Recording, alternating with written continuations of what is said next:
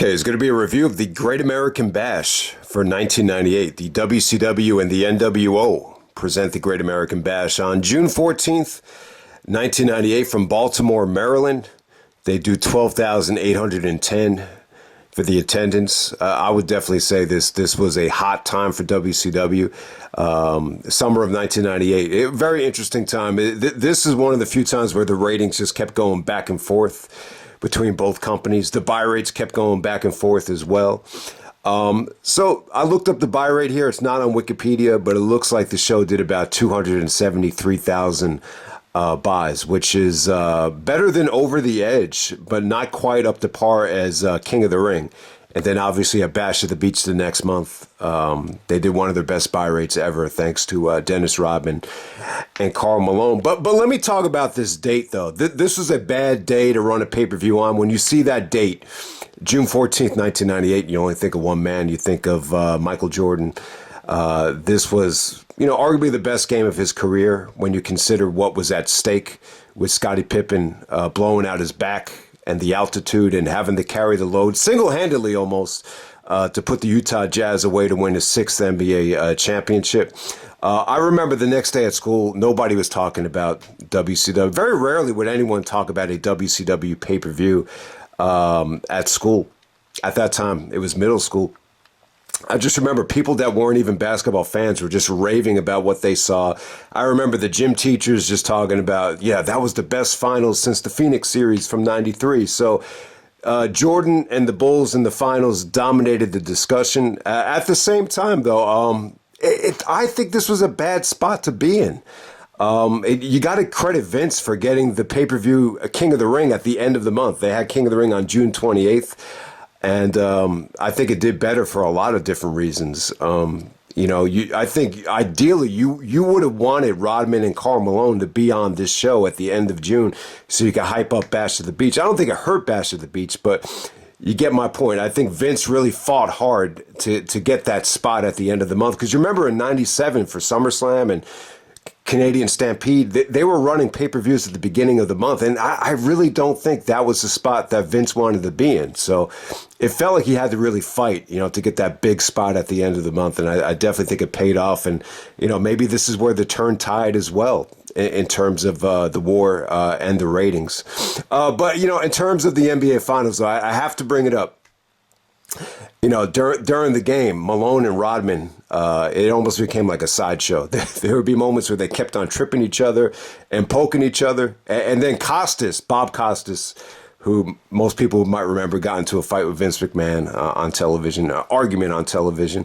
He said that, Malone is going to, do a bogus wrestling event with Rodman next month in WCW. So I have no idea why Karl Malone wants to lower himself to that. That's beyond me. But whatever. So he actually took a shot at, he's obviously Costas isn't a big wrestling fan. You know that from Vince and the DX stuff. But he took a shot there. It's almost like he expected Rodman to be a part of it because, Rodman is trash because of the hair or whatever. But I just thought it was funny how Costas took a shot at wrestling during the finals. But hey, man, kind of an off topic related, but yeah, Costas got a lot of criticism for his play-by-play. Like a lot of basketball experts, hated the way he called games, but at the same time, what he did for Jordan there, kind of, putting a cap on his career with, this might be the last image of Michael Jordan we might ever see. He got really, really praised for that. A lot of people compared him to Howie Cosell for how he kind of sculpted, Jordan's performance that night. So very historical night for sports. That's the biggest rating, one of the biggest, maybe the biggest rating in NBA history. And obviously WCW was able to cash in on it during the summertime when Dennis Rodman and Karl Malone would come in. But yeah, I'm sorry I spent too much time on that. That's an interesting side note there. But let's get down to business. This is the Great American Bash 1998. Moving on to the actual wrestling. Opening match, we got Chris Benoit taking on Booker T. This is number one contenders match for the WCW television title. The winner would go on to face Finley later on in the show. This is the final match of the best of 7 series. So Really, really interesting stuff here. Booker T actually got the deciding win by disqualification. I think Bret actually interfered and hit Booker T with the chair shot. And Booker T was very gracious. He said that Benoit is the best wrestler he'd ever been in the ring with, and he wants to give Benoit a fair opportunity. So let's settle it in a best of 7 series. So originally this was supposed to be best of 3. It was so good they moved it on to best of 5. Then they just said, fuck it, let's just have a best of 7. The match was great. I think you could definitely argue this as being one of the best matches. During the Monday Night Wars, one of the best WCW pay-per-view matches of all time, possibly Benoit's best match in WCW. I think it's that good. Even Bischoff just loved it. He said that this is his favorite match of this whole era. He said, you could shove Meltzer's star ratings up your ass. The bottom line is Booker T and Benoit, they made each other look good. They sold for each other. The crowd was hot for both guys. And I really, really enjoyed it, man. I think at this time, people were calling Chris Benoit the best wrestler in the world. He was at least probably in the discussion for the United States, because I think at this time, Shawn had retired. WCW Bret, he's officially out of his prime. The only other 2 guys I think you could argue are on the same level as Benoit in the States would be, I would actually still put Austin in there, just because he's just such a good worker, even though he had to change his style. And then I think Rob Van Dam and Benoit were definitely in contention, before Kurt Angle came along. So I definitely think you could argue that Benoit was the best wrestler in the world at the time. But this is a huge night for Booker T. If you're a Booker T fan, definitely watch this show. He had probably the defining match of his career by winning this series, and then he would go on to win the television title later on in the night. But yeah, I got to say, man, the match was great. Just some of the suplexes here from Benoit were great. The transition from Benoit ducking a clothesline into a dragon suplex and then bridging out of it, they got a huge pop from the fans. That was one of the few times in WCW where I just saw the fans lose their shit from a kick out, from a near fall. And it was great stuff, man. Booker T just looked so athletic and so jacked up at the time. He had a great combination of just, muscle and athleticism. He actually wins with a drop kick off the top rope, but it was good, man. It was athletic. It was, just really, really, really fun.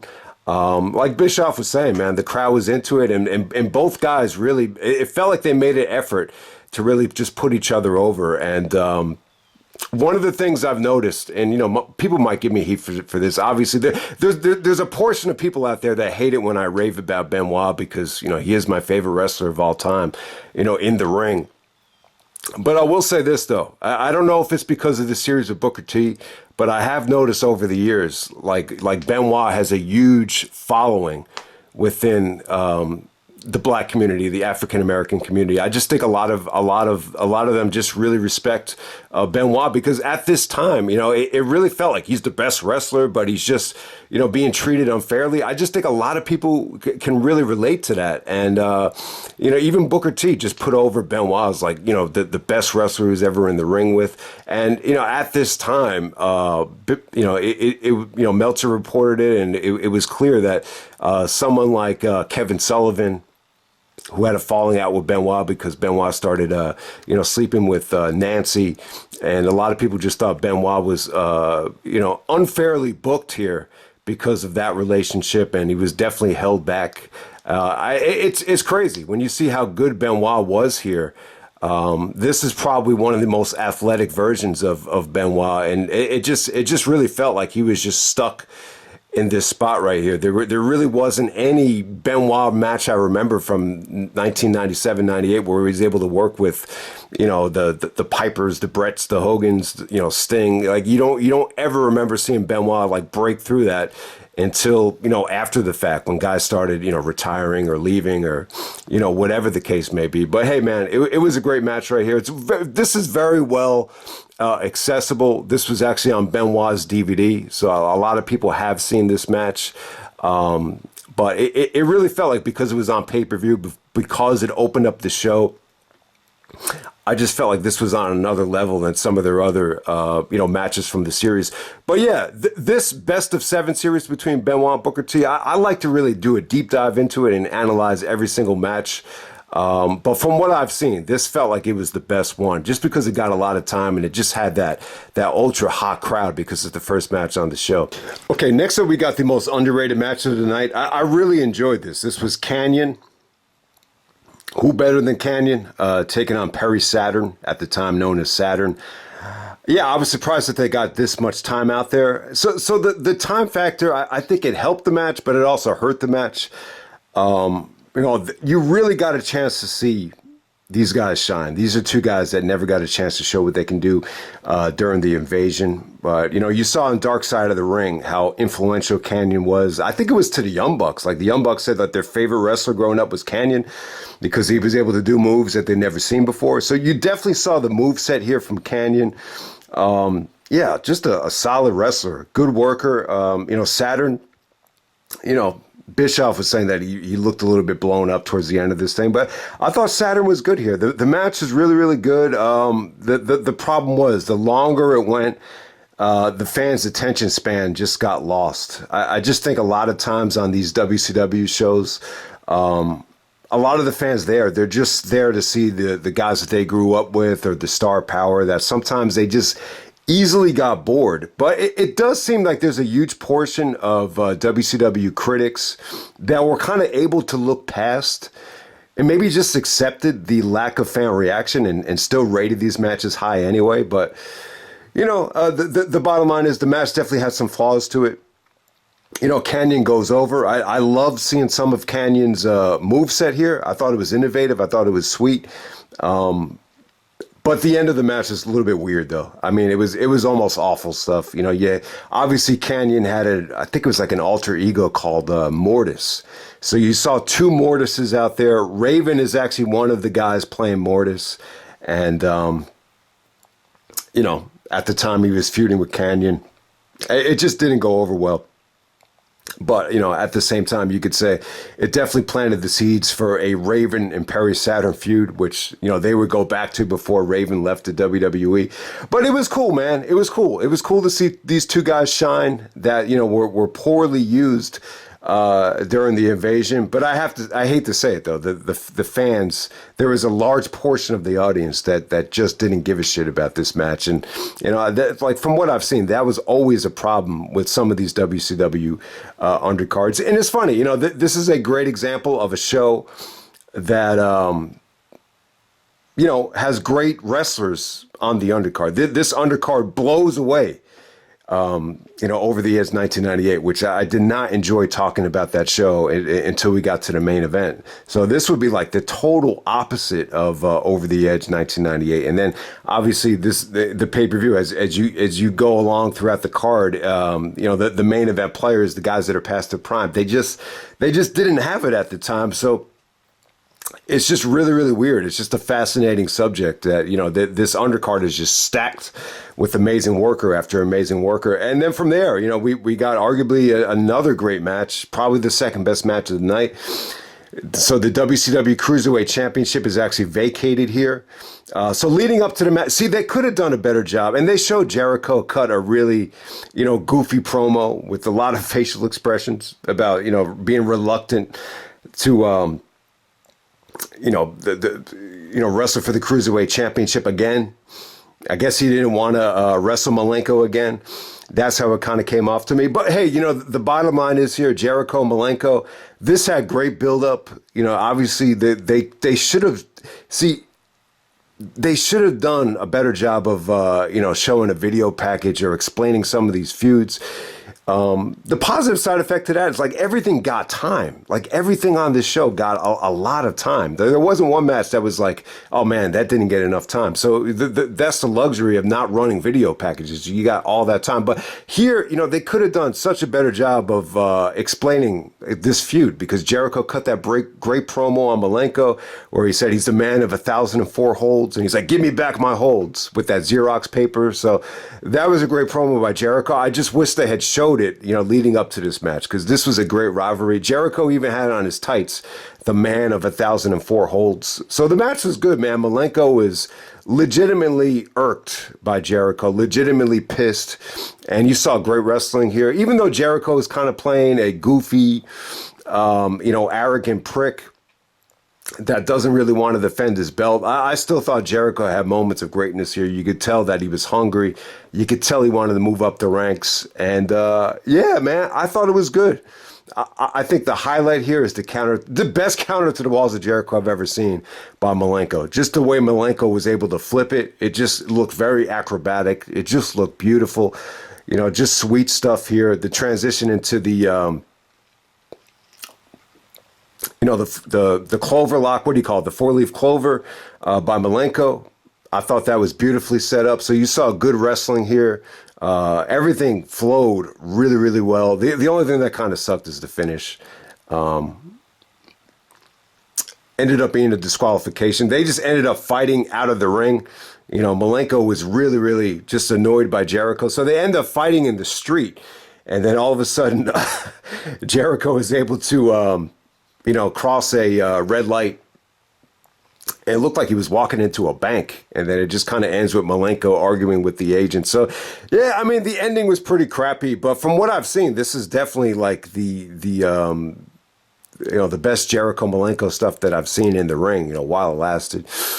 All right, next up we have Juventud Guerrero taking on Reese. So if you haven't seen Reese, I have never seen this dude before. I did not remember him. This dude is like 7 feet tall. He's got a big beard.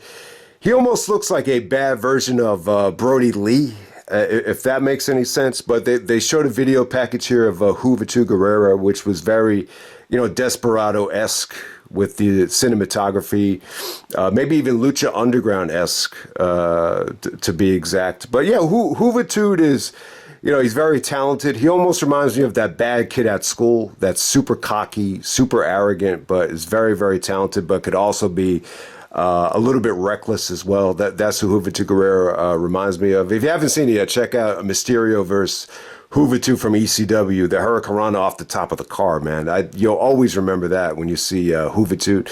But yeah, he was pretty much dominated by Reese the whole match. This dude was not a good worker. He tried to execute a drop kick and he just couldn't do it. He just very, very limited in the ring, but it just went way too long. Went 9 minutes. This should have been cut in half, cut in 3/4.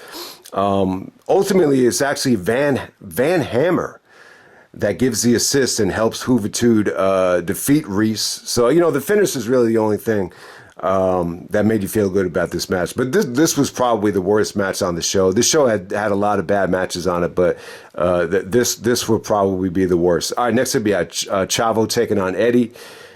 So big match for Chavo Guerrero. It's funny, he gets a big victory over Eddie Guerrero in 1998. It's funny, man, because when you look back on the Invasion, like, I don't remember Chavo at all during the Invasion. Like, the highlight of Chavo Guerrero during the Invasion was Stephanie got him to sing during Austin Appreciation Night. What was it? The wing beneath our ring. I can't remember exactly what they called it. But yeah, Chavo really, I would say that Chavo in WWE really didn't get a lot of recognition until Mysterio came. I think the best thing for Chavo was Mysterio coming to SmackDown, Eddie getting drafted to SmackDown, and I think everything changed for Chavo. But before that, man, like, you didn't even, he barely got a chance to wrestle during the Invasion. But, it was funny, man. On this show, Eddie Guerrero was actually doing an interview with WCW.com, and he's talking about how the grandmother and the Guerrero family doesn't want to see them wrestle. So that was cool. But, with this match right here, the fans were not into Eddie.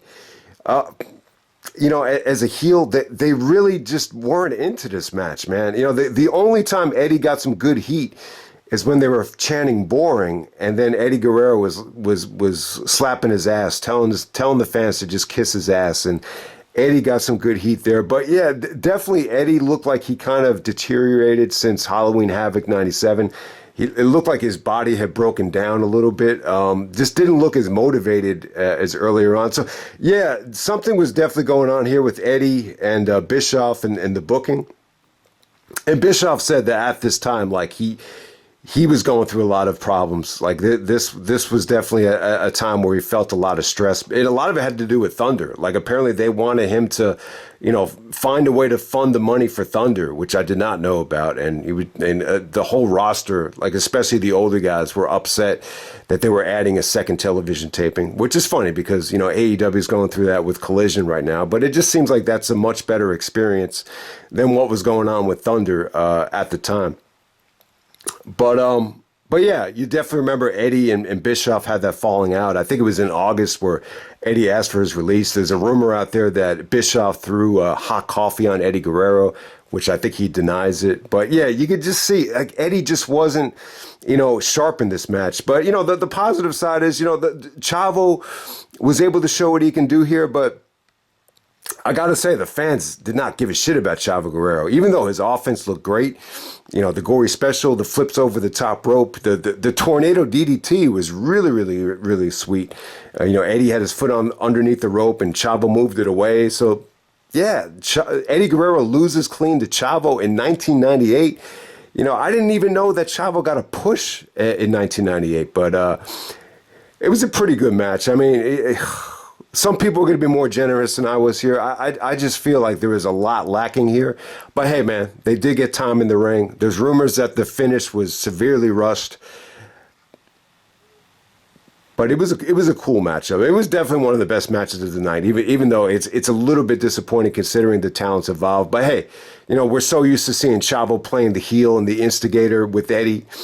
But this is a rare instance where you can see it the other way around, where Eddie's playing the heel and putting over the his nephew Chavo. So there we go with that. Next up, we have Booker T taking on Finley for the WCW TV title.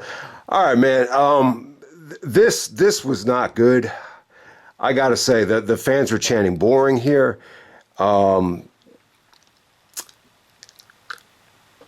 Finley just had Booker T locked up in submission after submission, just working on the knee, and the fans just lost interest, man.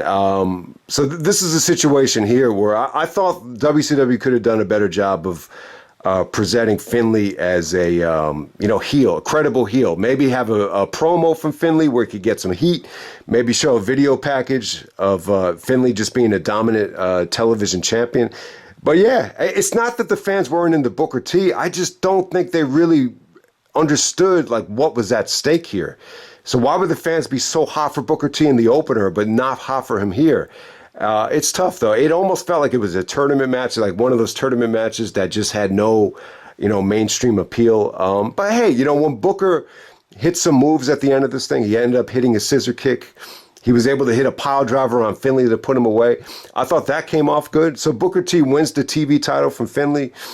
I would just say that Finley's connection with the fans in terms of getting heat, it could have been so much better. Because Finley is a great wrestler, but this was nowhere near like the engagement factor with the fans that he had when he wrestled Lashley on SmackDown or he wrestled Benoit on SmackDown, where everything he did had a rhyme or reason and the fans really bought into everything he did. This was the total opposite. You just couldn't. No one in the crowd just gave a shit about anything that Finley did here, and it just didn't work. I mean, it's not a bad match. Finley is Vince McMahon's favorite wrestler. So obviously, Finley is never going to stink to join out. It just, from a crowd reaction standpoint, it just didn't work. So we're going to move on to Bill Goldberg. So next up, you get to see Goldberg in his prime. I got to say, for the WCW United States Championship, we got Goldberg taking on Konnan.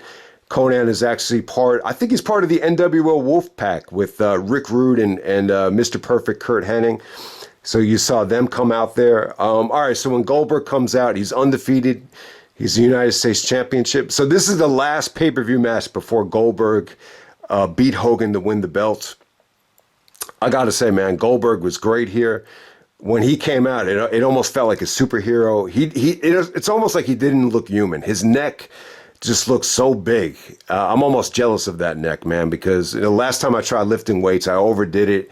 And my neck has just been in excruciating pain. But, when you're going to lift that heavy, you have to have a neck to support it, man. And Goldberg just looked, jacked. He looked like he was, from another planet. And, the crowd reaction was just insane. The pyro, the entrance. Obviously the match wasn't great. It was only 2 minutes. Konnan really didn't get to show what he could do from a wrestling standpoint. The spear almost looked like a double leg takedown. It did not look great, but the jackhammer looked great. And, just Goldberg celebrating with the belts. It felt like a god out there. I got to say. And I'll tell you, 1998 is a weird year, man. It's a good year, though. It's definitely a good year. There's so many guys that I could point to and say, yeah, that was Mr. 1998. It just seems like there's such a discrepancy between, Austin's 97 and his 98, or even Goldberg as well. Goldberg was like a rookie in 97, and then you look at him in 1998, it's like this was his year.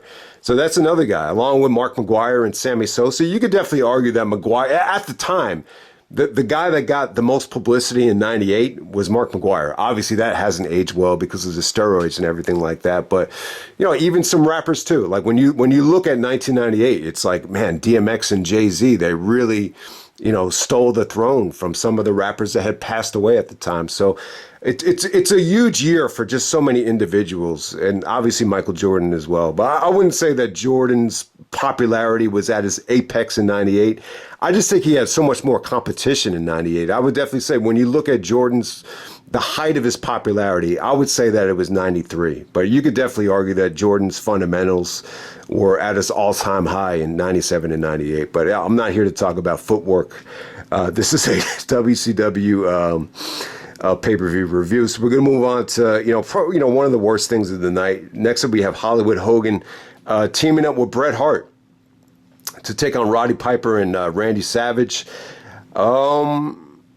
Very attractive tag match on paper here. Someone had a sign that said Jurassic Park. Every single guy here is over 40. So Bret Hart is technically in his early 40s now. And he's teaming up with Hogan. Bret looked miserable out there. So apparently the relationship between Hogan and Bret was still a little bit fractured because of the King of the Ring and WrestleMania 9 fiasco with Yokozuna about dropping the belt, and the tug of war at SummerSlam was never to be. So I think Bret was still upset about that, but it wasn't what it became. From what I remember, the relationship between Bret and Hogan, it almost reached like toxic levels after Hogan's book. Bret was quoted as saying that, Hogan didn't tell the story right with Yokozuna and the title. And basically said that Hogan's book was horseshit. It's funny that he used horseshit instead of bullshit. I've always thought that was hilarious. But it's funny. When Bischoff did the podcast here, he said that he could totally understand why Bret Hart hates him because of the fact that you had the disciple, who's actually Brutus the Barber Beefcake, actually come down to the ring and hold up the title for Hogan. So he could totally understand why Bret Hart hates Eric Bischoff.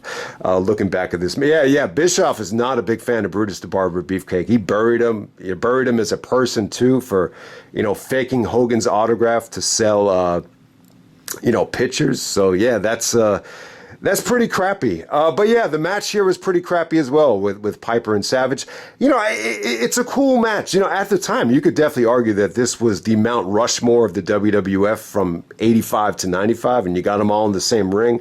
Obviously Piper and Hogan have, great history.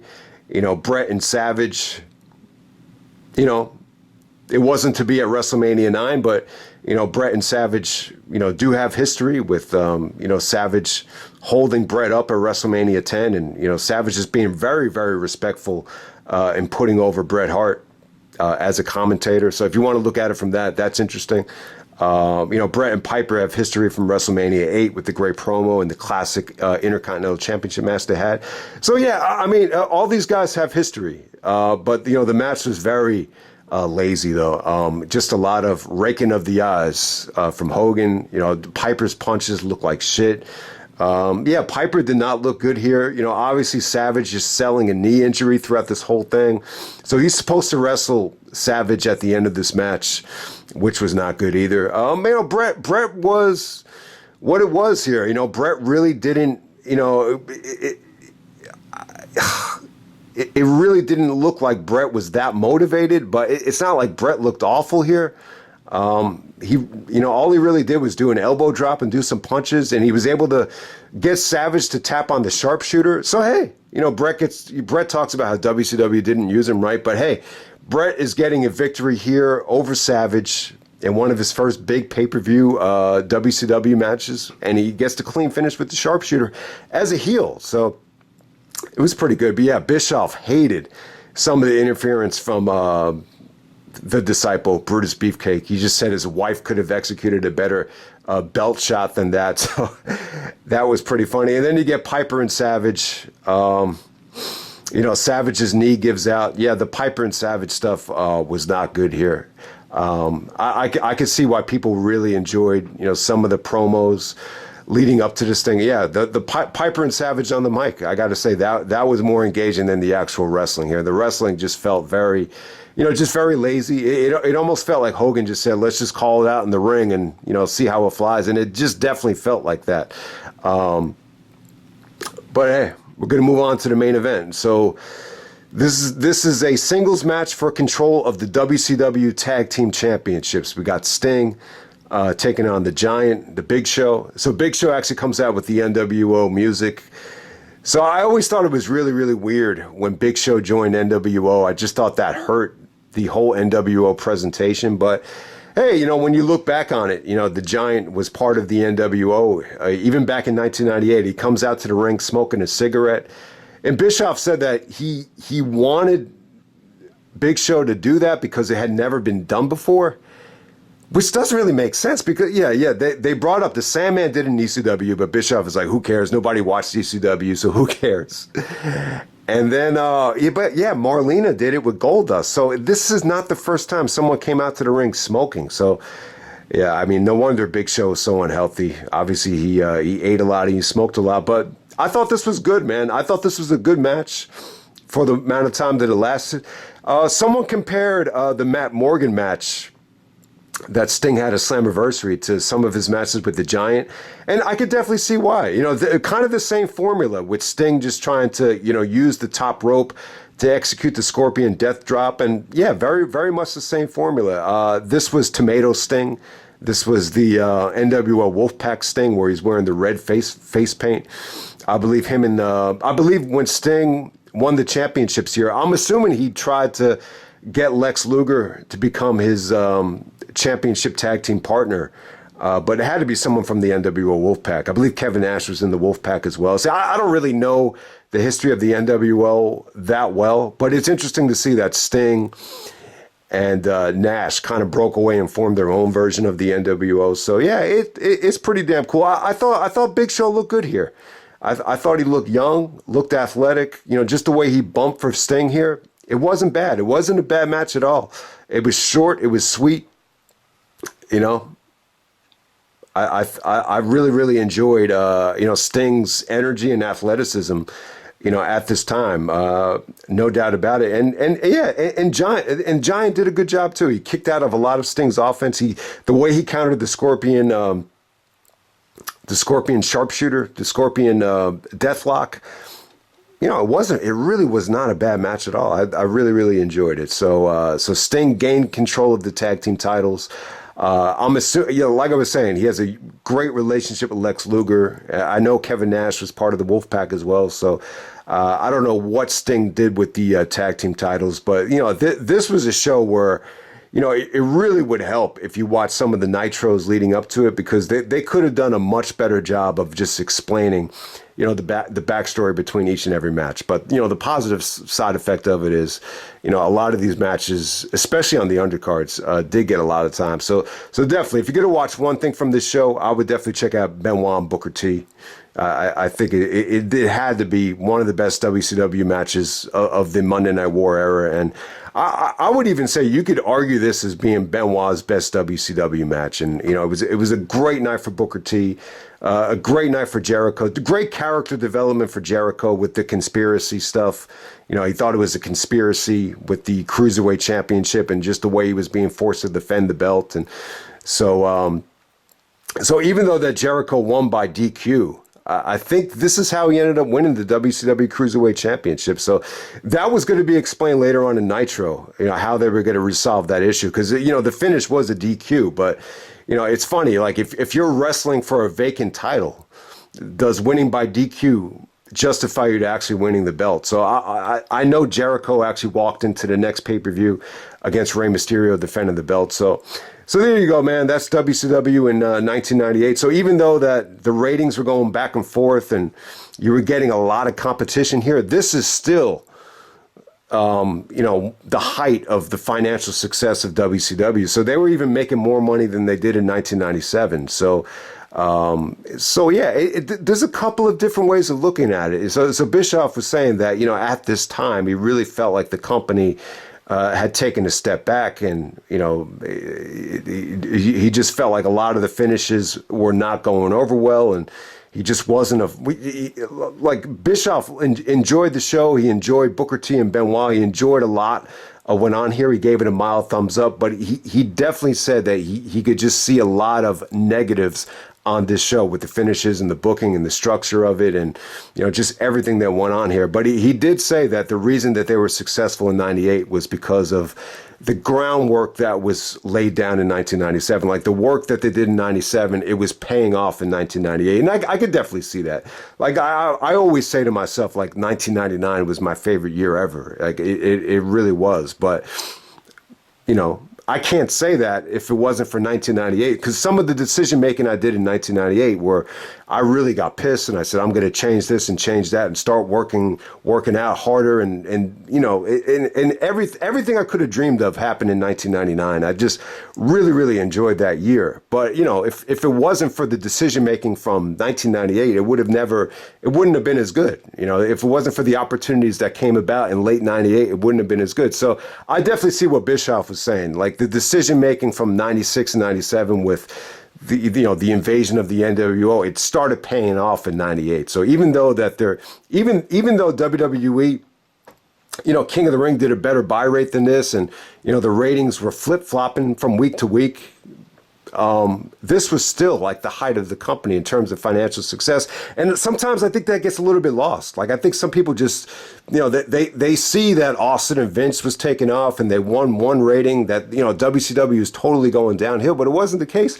It really did feel like the company, WCW, was really raking in the dough, like in 1998 and even in 1999 as well. I think it's summer of 99. I think that's when they started really losing, some of the momentum and some of the money. I think the revenues totally dropped, but it wasn't until really, I think, summer of 99 when Bischoff left, Russo came on, that they totally started to, rebrand the philosophy. So that's pretty much it, man. That's Great American Bash 1998. I think this is a good show. I think it's good. I think some of the, some of the stuff with the legends and the guys past their prime, it could have been better, but it was still cool to see. It's still cool to see Hogan and Bret tag up, and I just think here on the undercard you got one great worker after another, from Booker T, Benoit. You get to see what Kanyon can do. Jericho and Malenko.